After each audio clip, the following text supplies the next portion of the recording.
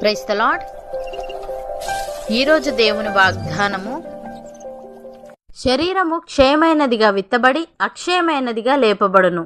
కొరింథీయులకు రాసిన మొదటి పత్రిక 15వ అధ్యాయము 42వ వచనము. సహోదరి సహోదరులారా, అపోస్తలుడైన పౌలు మృతుల పునరుత్థానమును గూర్చి మాట్లాడుతూ ఈ మాట పలుకుతున్నాడు.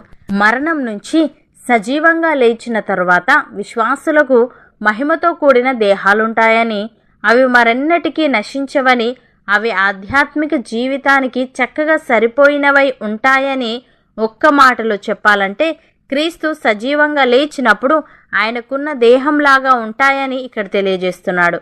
పై వచనాల్లో కొందరు క్రైస్తవులు అడిగిన కొన్ని ప్రశ్నలకు పౌలు ఇక్కడ జవాబిస్తున్నాడు.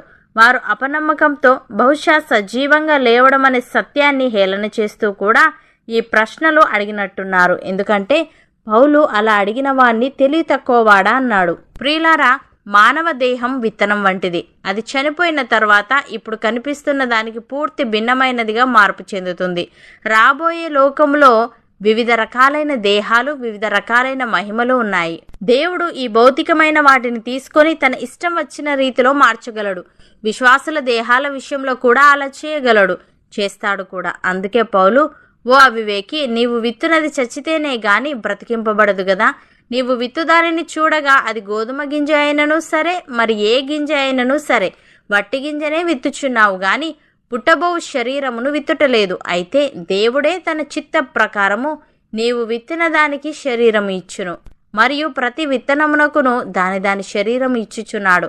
మాంసమంతయు ఒక విధమైనది కాదు. మనుష్య మాంసము వేరు, మృగ మాంసము వేరు, పక్షి మాంసము వేరు, చేప మాంసము వేరు. మరియు ఆకాశ వస్తు రూపములు కలవు, భూవస్తు రూపములు కలవు.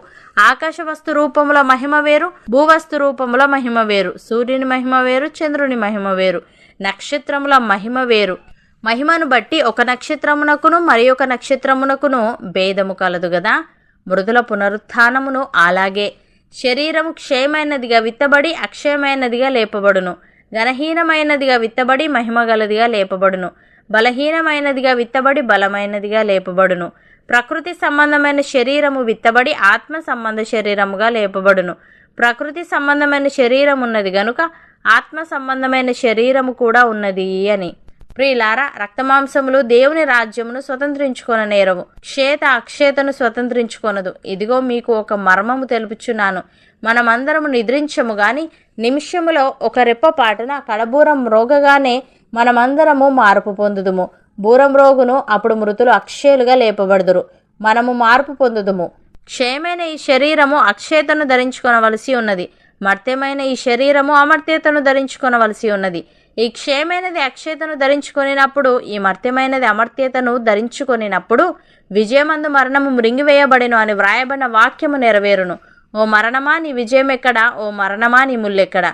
మరణపు ముళ్ళు పాపము, పాపమునకున్న బలము ధర్మశాస్త్రమే. అయినను మన ప్రభువైన యేసుక్రీస్తు మూలముగా మనకు జయము అనుగ్రహించుచున్న దేవునికి స్తోత్రము కలుగునుగాక. అపోస్తలుడైన పౌలు ఈ విధంగా అంటున్నాడు. దేవుని కుమారుల ప్రత్యక్షత కొరకు సృష్టి మిగుల ఆశతో తేరి చూచుచూ కనిపెట్టుచున్నది. ఏలైనగా సృష్టి నాశనమునకు లోనైన దాస్యములో నుండి విడిపింపబడి దేవుని పిల్లలు పొందబోవు మహిమగల స్వాతంత్రము పొందుదునను నిరీక్షణ కలదై స్వేచ్ఛగా కాక దానిని లోపరిచిన వాని మూలముగా వ్యర్థపరచబడెను. సృష్టి యావత్తు ఇదివరకు ఏకగ్రీవముగా మూలుగుచు ప్రసవ వేదన పడుచునున్నదని ఎరుగుదుము. అంతేకాదు, ఆత్మ యొక్క ప్రథమ ఫలముల నొందిన మనము కూడా దత్తపుత్రత్వము కొరకు, అనగా మన దేహం యొక్క విమోచనము కొరకు కనిపెట్టుచు మనలో మనము మూలుగుచున్నాము. ఏలే అనగా మనము నిరీక్షణ కలిగిన వారమే రక్షింపబడితిమి.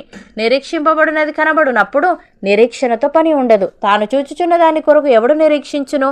మనము చూడని దాని కొరకు నిరీక్షించిన ఎడల ఓపికతో దాని కొరకు కనిపెట్టుదుము. అటువలే ఆత్మయు మన బలహీనతను చూచి సహాయము చేయుచున్నాడు. ఏలే అనగా మనము యుక్తముగా ఎలాగూ ప్రార్థన చేయవలనో మనకు తెలియదు గాని ఉచ్చరింప శక్యము కాని మూలుగులతో ఆ ఆత్మ తానే మన పక్షముగా విజ్ఞాపనము చేయుచున్నాడు.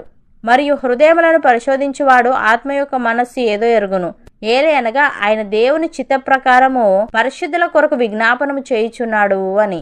సహోదరి సహోదరులారా, ఇప్పుడు మనము దేవుని పిల్లలమై ఉన్నాము. మనం మీకు ఏమవుదుమో అది ఇంకా ప్రత్యక్షపరచబడలేదు గాని ఆయన ప్రత్యక్షమైనప్పుడు ఆయన ఉన్నట్లుగానే ఆయనను చూతుము గనుక ఆయనను పోలి ఉందుమని ఎరుగుదుము. ఆయన యందు ఈ నిరీక్షణ పెట్టుకొనిన ప్రతివాడును ఆయన పవిత్రుడై ఉన్నట్టుగా తను పవిత్రునిగా చేసుకొనును. పాపము చేయు ప్రతివాడును ఆజ్ఞను అతిక్రమించును. ఆజ్ఞాతిక్రమమే పాపము. పాపములను తీసివేయుటకై ఆయన ప్రత్యక్షమాయనని మీకు తెలియను. ఆయన యందు పాపమేమీ లేదు. ఆయన యందు నిలిచి ఉండు వాడెవడునో పాపము చేయడు. పాపము చేయువాడెవడునో ఆయనను చూడను లేదు, ఎరుగనూ లేదు. అవును అన్నవారు నాతో పాటు ప్రార్థనలో ఏకీభవించండి. పరిశుద్ధుడా, ప్రేమగల తండ్రి, శరీరము క్షేమైనదిగా విత్తబడి అక్షయమైనదిగా లేపబడునని, ఘనహీనమైనదిగా విత్తబడి మహిమగలదిగా లేపబడునని, బలహీనమైనదిగా విత్తబడి బలమైనదిగా లేపబడునని నీవు సెలవిచ్చావు. తన నీకు స్తోత్రములు. దేవా, మేము నీ యందు విశ్వాసముంచి నీవిచ్చే రక్షణను పొందుకొని అక్షయదేహమును పొందుకోవాలనే నిరీక్షణతో ముందుకు సాగే వారముగా ఉండుటకు సహాయము దయచేయమని, నీ యందు ఈ నిరీక్షణ పెట్టుకొనిన మేము నీవు పవిత్రుడవై ఉన్నట్టుగా మమ్మును మేము పవిత్రము చేసుకొని నీ ఆజ్ఞలు గైకొనుచు నీ యందు నిలిచి ఉండే వారముగా ఉండుటకు కృపచూపమని, నీవు ప్రత్యక్షమైనప్పుడు నీవు ఉన్నట్లుగానే నిన్ను చూచి నిన్ను పోలి ఉండే భాగ్యం మాలో ప్రతి ఒక్కరికి నీ దయచేయమని యేసుక్రీస్తు నామమున ప్రార్థిస్తున్నాము తండ్రి. ఆమెన్.